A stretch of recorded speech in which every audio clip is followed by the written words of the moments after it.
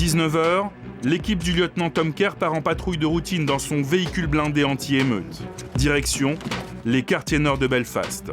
Depuis la reconnaissance de la police nord-irlandaise par les indépendantistes du Sinn Féin, l'ambiance à bord est plus détendue. C'est beaucoup plus facile pour nous maintenant. C'est comme le jour et la nuit. Avant, nous étions plus armés. On avait des fusils d'assaut et on portait des gilets pare-balles tout le temps. Tous les matins, il fallait vérifier s'il n'y avait pas des bombes camouflées sous le camion.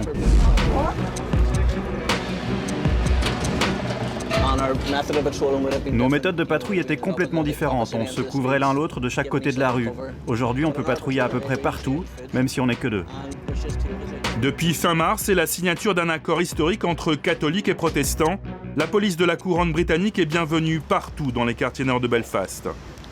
Partout, sauf dans l'enclave catholique d'Ardoyne, fief des ultra-indépendantistes de l'IRA. C'est ici qu'on a payé le plus lourd tribut à la guerre civile. 600 morts pour 6000 habitants. Partout, les traces du passé, barrières de sécurité de 15 mètres de haut, fenêtres grillagées, portes blindées et hommage aux héros de la cause comme Bobby Sands, mort en prison après 66 jours de grève de la faim. Ardoyne, c'est aussi 100% de catholiques, 60% de chômage et des gamins qui n'ont toujours pas compris le sens de la paix.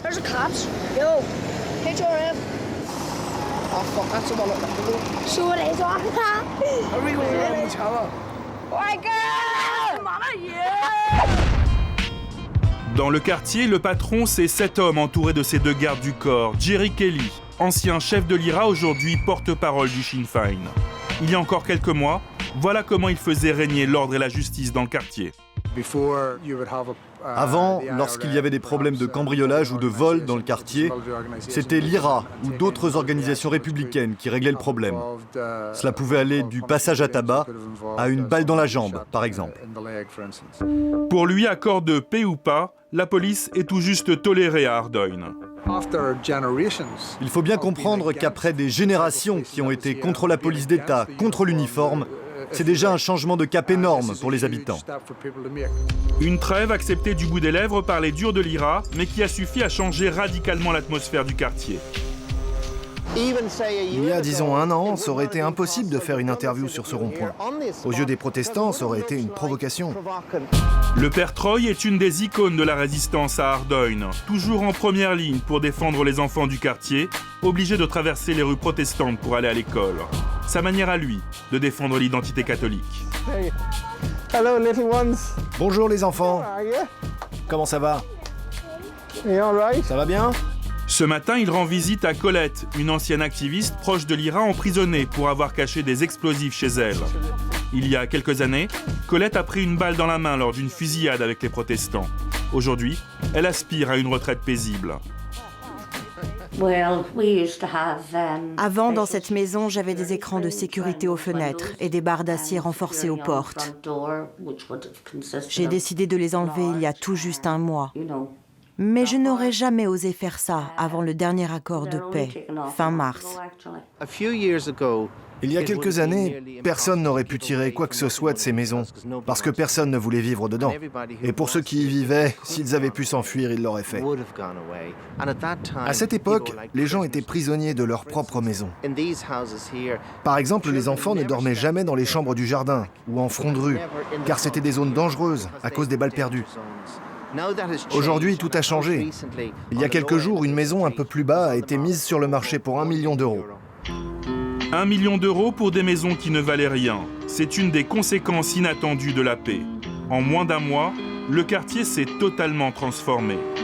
Partout, les annonces de maisons à vendre remplacent les drapeaux républicains. Et dans le centre-ville de Belfast, ils sont de plus en plus nombreux à camper devant les agences immobilières pour acheter les premiers la maison de leurs rêves à Ardoyne. Des changements dans le quartier parfois un peu trop violents pour des habitants qui vivent dans la tension du conflit depuis 30 ans. Ian McGowan, maître de conférences à l'université d'Ulster, a noté une augmentation constante des suicides depuis que la paix s'est installée. Tant qu'il y avait un conflit en Irlande du Nord, les communautés étaient fragmentées. Mais malgré tout, en fait, elles étaient solides et stables. Et à mesure que le processus de paix s'est concrétisé, les frontières et les repères se sont disloqués. Certains ont eu l'impression de perdre leur identité.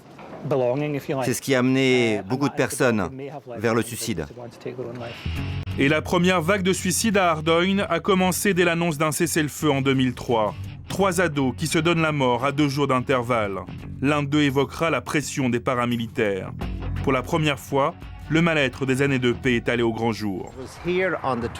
C'était le 23 avril 2003. J'ai été appelé par la police. Il y avait quelqu'un de pendu à cette branche, juste là.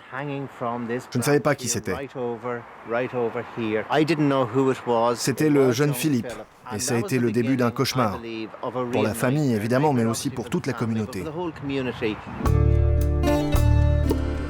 Philippe McTaggart revient souvent dans les jardins d'Holy Cross pour comprendre le geste de son fils. Depuis le drame, il se consacre à la prévention du suicide. Car à Ardoyne, il n'y a plus une semaine qui se passe sans mort. Ce matin, Philippe vient présenter ses condoléances à la famille d'un proche. Même âge que lui, 40 ans, et déjà grand-père. Son ami s'est suicidé en avalant des calmants. Il venait d'avoir 40 ans. Ça a été un choc pour moi qu'il se soit suicidé. Mais ce n'est que l'illustration de l'augmentation des suicides dans le quartier. Pour cette seule année, le taux de suicide a augmenté de 37%. L'association de Philippe McTaggart est une des premières à avoir mis en place une hotline pour les appels de détresse dans le quartier. En moyenne, une vingtaine par jour. Bonjour, association de prévention du suicide. D'accord, est-ce que vous avez une adresse où je peux venir? D'accord. J'arrive dans 5 à 10 minutes pour qu'on puisse parler de la situation. Ok, à tout de suite. Allez, bye. Lorsque nous recevons un appel d'une famille qui s'inquiète pour un des leurs, ce que l'on fait, c'est qu'on essaye de se rendre sur place pour voir ce que l'on peut faire pour calmer le jeu. Appels de détresse, conseils, mais aussi séances de parole collective pour les familles de victimes. Cette jeune femme a perdu son frère Bernard il y a quelques mois. Celle-ci, son mari il y a quelques semaines. Des suicides post-paix. Vous savez, cela fait tellement longtemps qu'on parle de la paix que maintenant qu'on l'a concrètement, on ne sait plus vraiment quoi faire avec. Perte de repères, perte d'identité. À Ardoyne, la paix a laissé un vide que les vieilles générations ont du mal à combler. Une page de l'histoire qui se tourne, et pour les plus jeunes, une nouvelle vie qui commence.